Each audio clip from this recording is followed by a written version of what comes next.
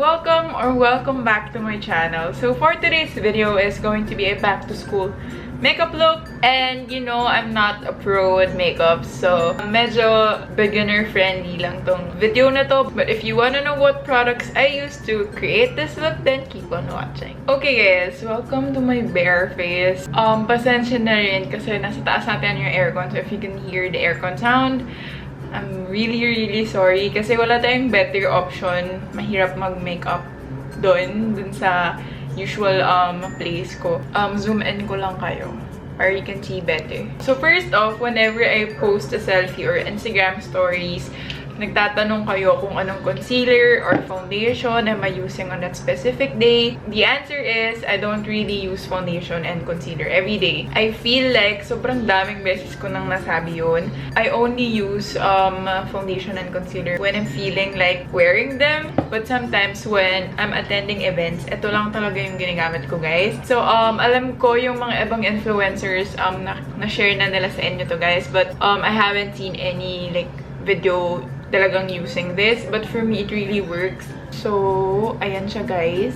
Nakalimutan ko kung magkano to, but you can find it at any Watsons or department store. Hindi siya super heavy for me kasi diba mainit. I walk around Taft, so I haven't really found a concealer for that.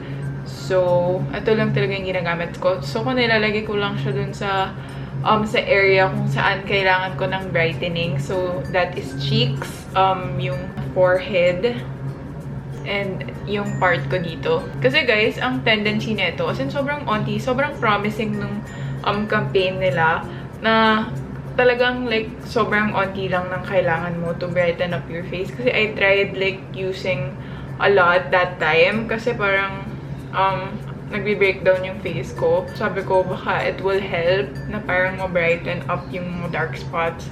And parang mas better yung results if konting-konti lang yung gagamitan nyo.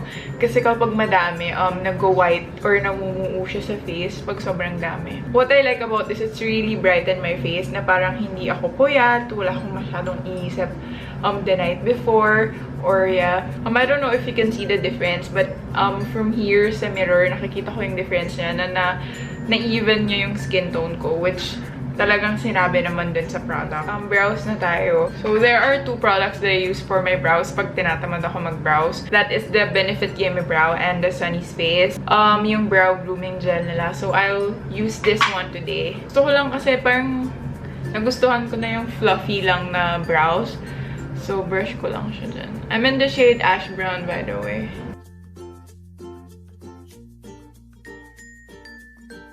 Okay, so I'm done with the other brow. I don't know if you can tell the difference by the camera, but with the mirror, I really see the difference. So, parang malabo kasi mata ko, guys, so hindi ko siya makita. Talagang tinitikan niya yung brows mo. So, for my girls out there na yun yung struggle, you can try using brow gels, especially this one and the Gimme Brow. Medyo namamahalan kayo sa Gimme Brow. This is a perfect dupe for the Gimme Brow. So, gawin ko lang siya on the other side as well. Sorry if nagalaw yung setting nung pagka-zoom in kasi pinatay ko muna while applying it. But anyway, this is what the brows look like after the Sunny Space.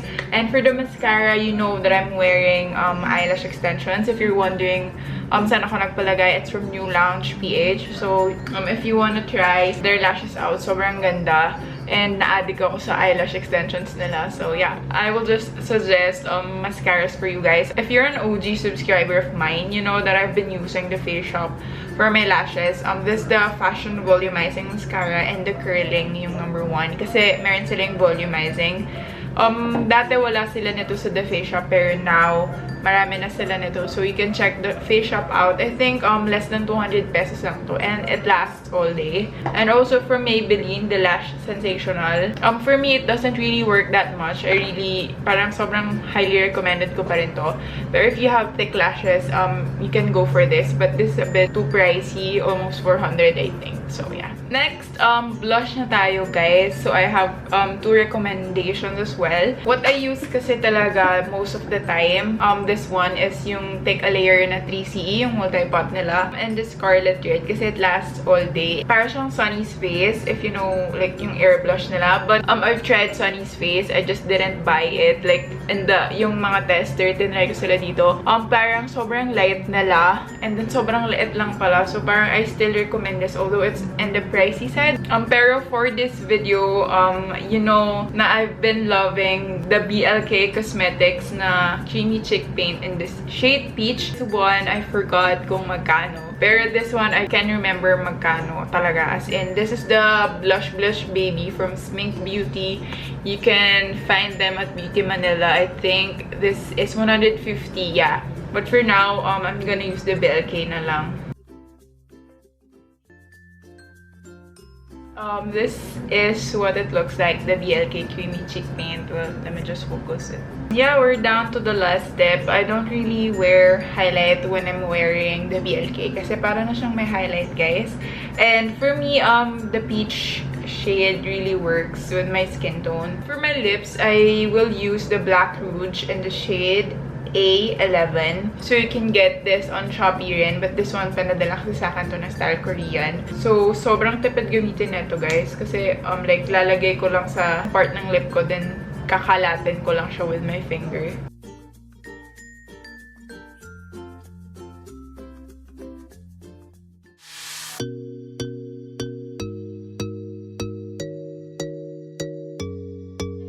And that's it for this video, guys. I hope you enjoyed watching, and if you did, please do give this video a thumbs up and subscribe to this channel if you haven't. And then don't forget to check out all my social media accounts down below. Then again, bye!